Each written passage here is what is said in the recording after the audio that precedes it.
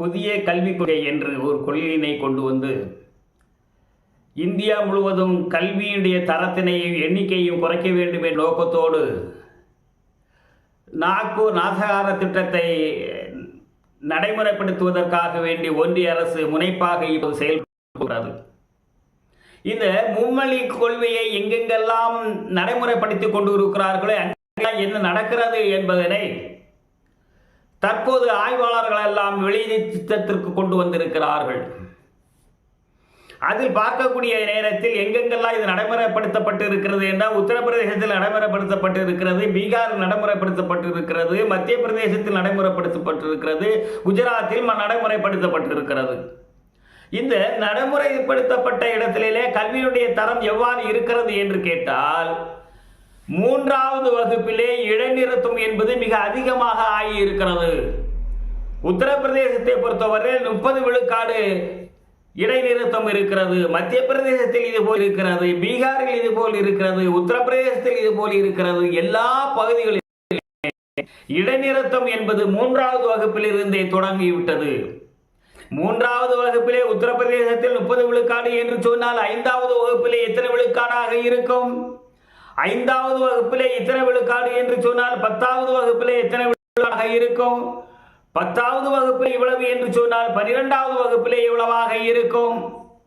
ஆக 12வது வகுப்பு வரக்கூடிய நேரத்திலேயே வரக்கூடியவர்கள் எத்தனை பேர் இருப்பார் என்று சொன்னால் 10 விழுக்காடோ 15 விழுக்காடோ மட்டும்தான் இருப்பார்கள். அதுதான் அவர்களுக்கு வேண்டியதும் கூட. அந்த 3 விழுக்காடு காரணங்களை மேலே கொண்டு வர வேண்டும் என்று சொன்னால் இப்படிப்பட்ட ஒரு கல்வி கொள்கையை கொண்டு வந்து 3வது வகுப்பிலிருந்தே வடிகட்டி என்று சொன்னால் அவர்கள் எல்லாம் அவர்களுடைய குலத்தொழிலுக்கு அனுப்பிவிட்டு இவர்களுடைய குலத்தொழிலை விட்டு அவர்களுடைய ஆளுமைக்கு, இந்தியாவுடைய ஆளுமைக்கு வர வேண்டும் நோக்கத்தோடு தான் இதை செய்து கொண்டிருக்கிறார்கள். ஆனால் வகுப்பிலே ஒருவர் தேர்வில் தேரவில்லை என்று சொன்னால் அடுத்த ஆண்டும் அவர்கள் கல்வி கற்று அதை மேலே வர வேண்டும் என்று வந்துவிடலாம் என்ற ஒரு நிலைப்பாடு அங்கே இருக்கிறதா என்று சொன்னால் 3வது வகுப்பில் இருந்து 8 வயது அந்த சிறுவனாக இருக்கக்கூடிய நேரத்திலே உன்னுடைய குலத்தொழிலுக்கு போ என்று சொல்லக்கூடிய, இன்னும் சொல்வதாக இருந்தால் குலத்தொழிலுக்கு கட்டாயப்படுத்தக்கூடிய ஒரு நிலைப்பாடு இப்போது இருந்து கொண்டிருக்கிறது என்று சொன்னால் அது அவர்களுடைய பகுதியிலே அவர்கள் ஏற்றுக்கொள்வார்கள். அவங்களுடைய கல்வியில விகிதாச்சாரமே மொத்தத்திலேயே குறைவாக இருக்கிறது, கல்விச்சாலையே மொத்தத்திலேயே குறைவாக இருக்கிறது, கற்கக்கூடியவருடைய எண்ணிக்கையும் குறைவாக இருக்கிறது. சமீபத்திய ஒரு ஆய்வில் 100 கல்வி கேந்திரங்களை ஆய்வு செய்த நேரத்தில் இந்தியா முழுவதிலும் 25 கல்வி நிறுவனங்கள் அந்த 100க்குள்ளேயே வந்திருக்கிறது என்று சொன்னால் தமிழகத்தில் மட்டும், குஜராத்தில் ஒன்றே ஒன்று. நீங்கள் அதை சிந்தித்து பார்க்க வேண்டிய யோசனைக்காக வேண்டி நான் இதை சொல்லுகிறேன். குஜராத்தில் ஒரே ஒரு கல்வி நிறுவனம் தான் அந்த 100க்குள்ளே வருகிறது. தமிழகத்திலே 25 கல்வி நிறுவனங்கள் அந்த 100க்கு உள்ளே வருகிறது என்று சொன்னால் கல்வியினுடைய தரம் தமிழகத்தில் எந்த அளவுக்கு உயர்ந்தோங்கி இருக்குது. இங்கே கொண்டு வந்து மும்மொழி திட்டம் என்று சொல்லி இந்தியின் மூலமாக சமஸ்கிருதத்தை உள்ளே நுழைப்பதற்காக வேண்டி நீங்கள் எத்தனித்துக் கொண்டிருக்கிறீர்கள். இந்த நிலைப்பாடு நீடிக்குமேயானால் வரக்கூடிய நிலைமை என்னவாக இருக்கும் என்று சொன்னால் இந்தி வராது, சமஸ்கிருதம் தான் வரும். இதற்கு ஒரு எடுத்துக்காட்டு என்று சொல்வதாக இருந்தால் சமீபத்தில் ராஜா அவர்கள் பேசக்கூடிய நேரத்தில் சொல்லுகிறார், சமஸ்கிருதத்தை நாங்கள் உலக மொழியாக ஆக்கி காட்டுவோம் என்று சொல்லுகிறார். வீட்டிலே பேசுவதற்கே நாதியற்ற ஒரு மொழியை இவர்கள் உலகம் முழுவதும் கொண்டு செல்ல போகிறார்களாம். இதுதான் அவர்களுடைய சித்தாந்தம். தளபதி அவர்கள் சொல்லும் போது சொன்னார்கள், நாக்பூர் நாசகார திட்டம் என்று சொன்னார். நாக்பூரில் இருந்து உருவாக்கக்கூடிய திட்டம். நாக்பூர் என்று சொன்னால் என்ன?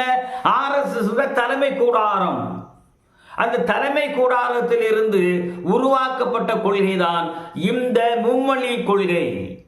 இதற்கு நடைமுறைப்படுத்துவதற்கு தமிழகத்தில் இருந்தல்லவா எதிர்ப்பு வருகிறது என்ற ஆதங்கத்தினுடைய வெளிப்பாடாக பாராளுமன்றத்திலே ஒரு அமைச்சர் பேசுகிறார். தமிழர்களை எல்லாம் நாகரீகம் இல்லாதவர்கள் என்று சொல்லி, நாகரீகத்தை இந்த உலகத்துக்கு கற்றுக் கொடுத்தது தமிழன் தான் என்று சொல்லி இப்போது உலக நாடுகளையே நிரூபித்துக் கொண்டு இருக்கக்கூடிய இந்த காலகட்டத்தில் நாகரிகமே அற்றவர்களாக இந்தியாவுக்குள்ளே நுழைந்தவர்கள் சொல்லுகிறார்கள் தமிழர்களை பற்றி நாகரிகம் இல்லாதவர்கள் என்று சொல்லி. உலகளாவிய கணக்கிலேயே ஜனநாயகத்தை நிலைநாட்டியது யார் என்று சொன்னால் தமிழன் தான் என்பது இப்போது நிரூபணமாகி இருக்கிறது. குடவோலை மூலமாக மக்களுடைய பிரதிநிதியை தேர்ந்தெடுக்கக்கூடிய ஒரு முறையை இன்று நேற்று அல்ல பல ஆயிரம் ஆண்டுகளுக்கு முன்னாலே தமிழர்கள் கடைபிடித்திருந்தார்கள் இந்த கொலை மூலமாக என்பதை நிரூபணம் செய்யப்பட்டிருக்கிறது. ஜனநாயகம் எங்கே இருக்கிறது? உன்னிடத்தில் இருக்கிறதா? இந்த நோக்கத்திற்காக வேண்டி நீ இதை சொன்னாய் என்று சொன்னால் அரசு சித்தாந்தத்தை இந்தியாவில் நடைமுறைப்படுத்துவதற்கு இடையூறாக தமிழகம் இருக்கிறதே என்ற ஒரு காரணத்திற்காக வேண்டி தமிழர்களை பார்த்து நீ அவ்வாறு சொன்னாய். நீ 100 முறை மன்னிப்பு கேட்கிறேன் என்று சொன்னாலும் ஏற்புடையது அல்ல. இப்போது இனிமேல் நடக்கக்கூடிய ஆய்வாக இருந்தாலும் நடந்து முடிந்த ஆய்வாக இருந்தாலும் பூம்புகாரில் நடத்தப்படக்கூடிய நடந்திருக்கக்கூடிய ஆய்வை நீ வெளியே விடுவையானால் 15,000 ஆண்டுகளுக்கு முன்னாலே தமிழர்கள் நாகரீகம் பெற்றவர்களாக இருக்கிறார்கள் என்பதை நிரூபிக்கக்கூடிய ஆதாரங்கள் அங்கே இருந்து கொண்டிருக்கிறது. எங்களை பார்த்து நீ கேட்கிறாய் நாகரீகமற்றவர்கள் என்று சொல்லி. நாகரீகம் எங்கே இருக்கிறது?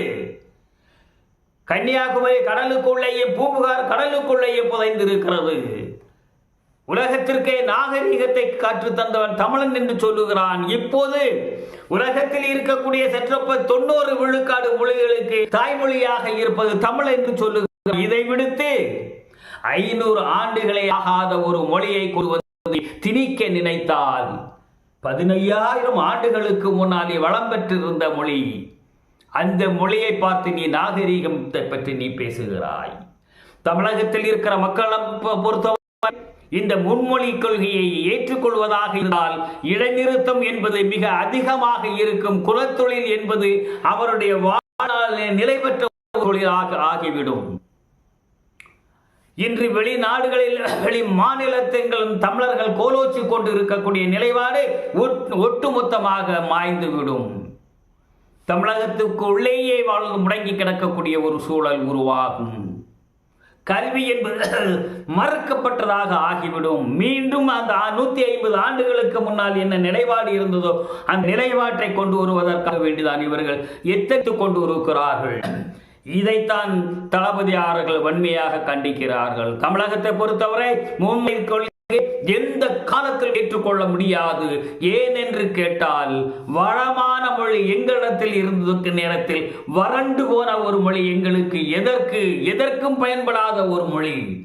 அந்த மொழியை வைத்து நீ விஞ்ஞானத்தை கற்றுக்கொள்ள முடியுமா? அந்த மொழியை பற்றி மருத்துவத்தை நீ கற்றுக்கொள்ள முடியுமா? அந்த மொழியை வைத்து நீ என்னத்தை ஆய்வு செய்ய முடியுமா? என்னத்தை செய்ய முடியும்?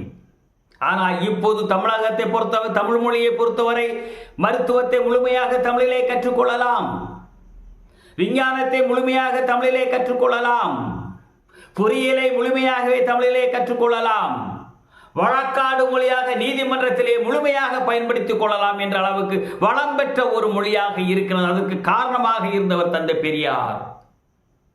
பல்வேறு நாடுகளிலே சீனாவை எடுத்துக் கொள்ளுங்கள், அதே நேரத்தில் ரஷ்யாவை எடுத்துக் கொள்ளுங்கள், அதே நேரத்தில் அமெரிக்காவை எடுத்துக் கொள்ளுங்கள்.